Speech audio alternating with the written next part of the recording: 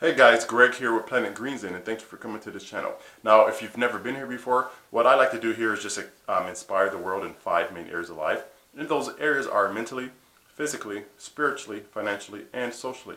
And I truly believe that if we all had a holistic yin-yang balance of these areas in life, we actually will live in world peace. We would eradicate hunger, poverty, famine, disease. We live more healthy, happy, and abundant together, healthy and wealthy and abundant, and be able to just travel this entire globe, look at all the beautiful scenes and nature, and enjoy all the foods and the cultures and traditions together as one human unit. So if you guys believe in that same message, go ahead and click the subscribe button, hit the bell notification so you can be notified when I make new videos, and share this out with people in your community, your tribe who needs to hear this information. And also comment below and let me know your thoughts on these different topics that we cover. Okay? Today's topic is actually on how to have a better life balance. And because a lot of times where people, again, the number one thing that most people say is that they don't have the time to do things. They also don't have time, don't have money. But we'll just cover the time part in this video.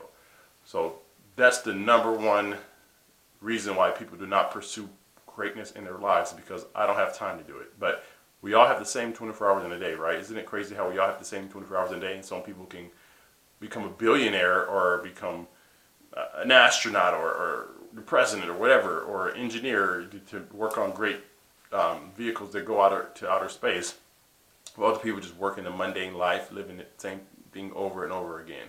It's crazy how we all have the same 24 hours in a day, but the people who put to their mindset that they're going to do something typically does it, and they find the time to do it. The people who have excuses typically don't do anything. They stay in that mundane shell, and it's like a maze. It's like a maze that they just kind of keep trying to find the exit, but they never do when the exit is right in front of them, but they're oblivious to the exit, if that makes sense. But anyway, I'd love to hear you guys' feedback on that. But again, why is it that you think people have the excuse of not having time? Can you guys comment below and let me know what you think about that? Again, I used to think the same thing. I don't have time to do that. I'm too busy. People are lucky that they were born with a silver spoon in their mouth. There are all these excuses. And then once I kind of got life spoken into me, I woke up, I got unplugged from the matrix. I realized I have cadoodles of time. Like literally, I have so much extra time, even outside of sleep and work.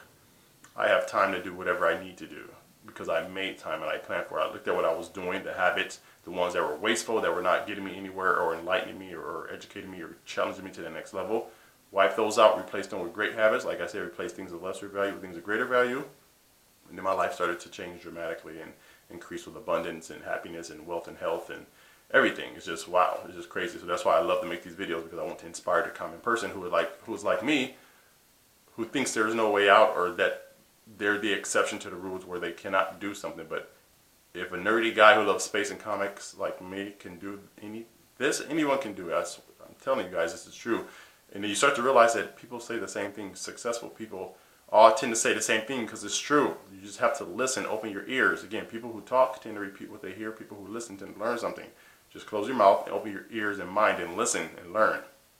And you will start to attract greatness to yourself. So if you feel you don't have a time, what you want to do is, again, write out your whole day. Okay, how much time do you spend on things? Like if you spend, whatever, let's say 10 hours working, because that's factoring commute time in an hour lunch. So 10 hours, commuting. Actually, that'd be like 11 hours. Let's just say 11 hours work, and then let's just say if you do get 8 hours of sleep, that's 19 hours. And then now you have what is it? 5 hours, I believe, that you have left.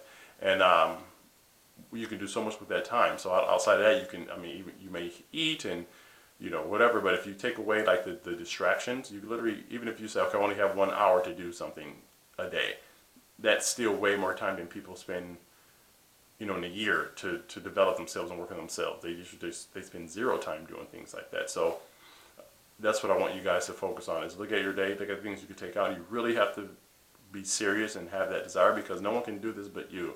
No one can have the desire but you. No one can wake up in the morning and make you get out of bed and do something you don't want. But it's funny how people tend to go to a job they hate, and they suffer through that for 30, 40 years of their lives. And they give everything to a job that they don't like and left over to the family and friends.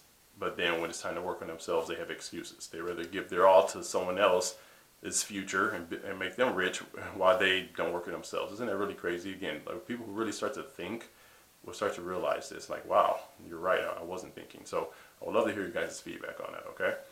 So again, if you still need help with manifesting greatness and developing the right mindset to do so, please use the links I have for you in the description. Click on those, enter your email address. There's some great discounts.